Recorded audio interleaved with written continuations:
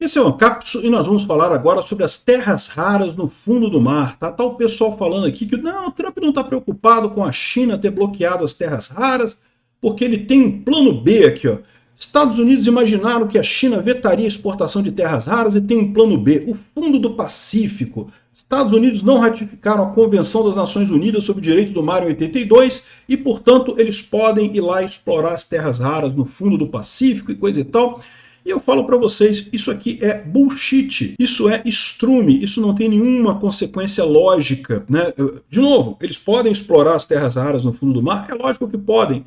Num patamar de 10, 15 anos, eles podem explorar as terras raras no fundo do mar. O pessoal acha que assim, não tem terra rara, é só ir lá e pegar, manda os mergulhadores lá, o cara vai pegar as terras raras. E aqui, uma pepita de terra rara. Olha aqui, não é assim que funciona. A terra rara está misturada com um monte de coisa. Você tem que ter o processo de refino, que é complexo pra caramba, e que só a China faz. Essa notícia foi sugerida por taxista que dormiu e impediu o golpe, Peter é reptiliano e eu posso provar, e várias outras pessoas. Obrigado aí ao pessoal que sugeriu notícias lá no nosso site, no visãolibertaria.com, e obrigado a você que está assistindo o nosso vídeo. Se você gosta do nosso conteúdo, por favor, deixe o seu like e se inscreva aqui no canal, né? Então, é o que eu falo para vocês, um dos problemas dessas tarifas absurdas do Trump é a questão das terras raras, né? A gente falou já há alguns dias atrás que a China suspendeu a venda de terras raras pesadas, exportação das terras raras pesadas para os Estados Unidos. Aliás, proibiu a exportação para qualquer país, o que é um problema ainda maior. Por quê? Porque, eventualmente, os Estados Unidos poderia triangular com algum país, né? Tipo, o México compra terra rara da China, depois vende para os Estados Unidos. Como a China proibiu a venda dessas terras raras para qualquer lugar do mundo, isso meio que deixou os Estados Unidos numa situação muito ruim, né? 90% do mercado mundial de terras raras é dominado pela China. E como eu já expliquei para vocês, o grande problema das terras raras não é achar terra rara, tem terra rara num monte de lugar. Tem terra rara no fundo do mar, tem terra rara no Texas, tem terra rara na Califórnia, tem terras raras no Brasil, num monte de lugar. A dificuldade é justamente o processo de refino dessas terras raras. As minas de terra rara que tem lá nos Estados Unidos, eles fazem o concentrado, né? O concentrado é a primeira fase. Você tira aquele material do solo e tira uma parte da lama, uma parte da terra, e fica a coisa mais concentrada ali. Mas ali você ainda tem que fazer a separação, tem que fazer o refino. O refino é feito na China. Até do Brasil aqui, ó. A mina que fica no Brasil, mas é americana e os minerais são da China. Como é que funciona? Terra rara no Brasil. Tem terra rara no Brasil num monte de lugar. Tem na Bahia, tem no Mato Grosso, tem no Pará, tem um monte de lugar que tem terra rara no Brasil. Aí como é que é essa mina aqui? Extrai o minério aqui no Brasil, faz o concentrado, manda o concentrado para a China, é refinado na China isso lá. Por quê? Porque só a China tem o processo de refino de terras raras. Ou a China tem o processo de refino mais economicamente viável, mais estável, que mais funciona, com maior eficiência, né? Esse é que é o problema. Então, imagina, você falar assim, não, porque tem terra rara no fundo do mar, então pronto, resolveu o problema. Eu vou lá, vou pegar as minas de terra rara. Não é assim que funciona, é muito mais complexo. Primeiro, para fazer uma exploração de mineração no fundo do mar, é uma tecnologia enorme, você vai ter que ser desenvolvida a tecnologia para isso, né? É um processo complicado, se for numa profundidade muito grande, como é que você faz para sugar esse material de lá? Vai ter que ser sugado de alguma forma, mas o principal, depois que você tem esse material misturado lá, você ainda tem que refinar isso, e aí você cai no mesmo problema, né?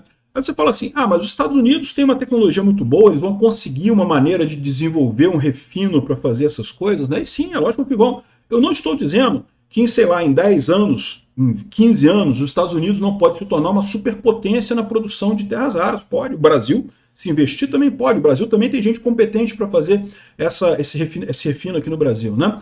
Mas é muito mais difícil do que na China. Por quê? Porque um dos problemas que você tem no refino das terras raras é que gera um monte de subprodutos perigosos nesse refino. A China não tem muito problema. As leis ambientais na China são bem flexíveis. Qualquer coisa joga em cima do sapinho lá que não tem problema nenhum, né? Gerou um ácido que corrói tudo aí, né? Joga no sapo. Não tem problema. Nos Estados Unidos é mais complicado. O pessoal dos órgãos ambientais vai cair em cima. Aqui no Brasil, eles vão proibir até de você pensar nisso. É proibido pensar em refinar terras raras no Brasil, porque isso pode causar estresse no povo indígena que mora na região, não sei o que lá. Sabe como é que é o IBAMA, né? É um absurdo completo isso. De novo, se você não quer chegar no nível da China de deixar fazer qualquer coisa, ok, mas tem que achar um meio termo. Não pode ser esse negócio que proíbe tudo aqui no Brasil, né?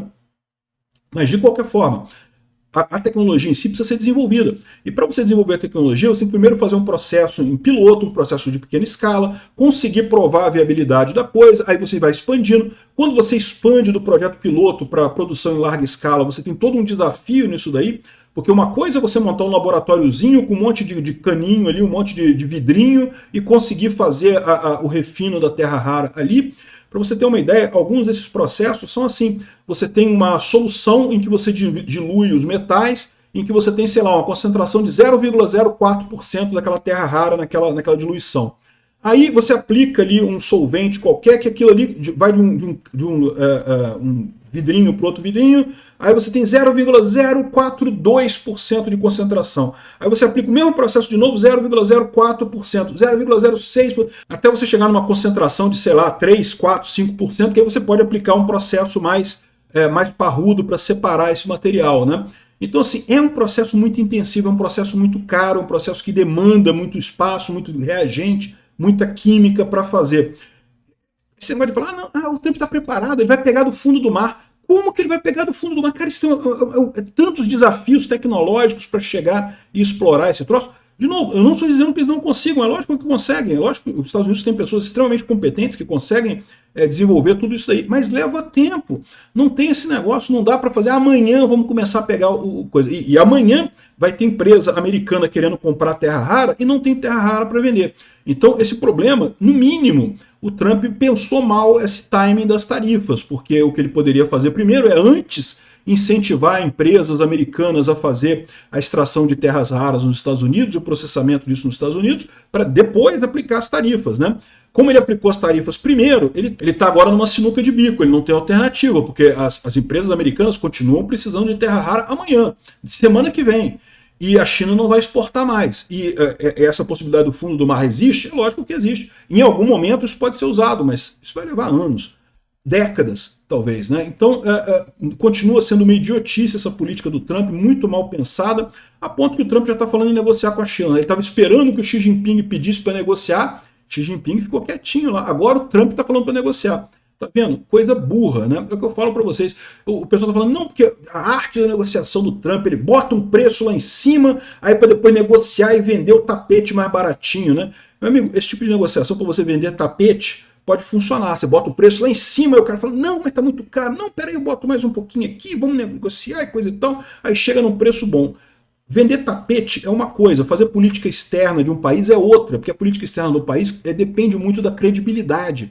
E botar tarifas não ajuda a sua credibilidade, ela piora a sua credibilidade. No caso dos tapetes persas, você botar um preço alto ajuda a sua credibilidade, porque o pessoal fala, olha, 10 mil reais um tapete, deve ser verdadeiro, né? Deve ser um tapete verdadeiro, né? Por isso que é o truquezinho que o pessoal usa.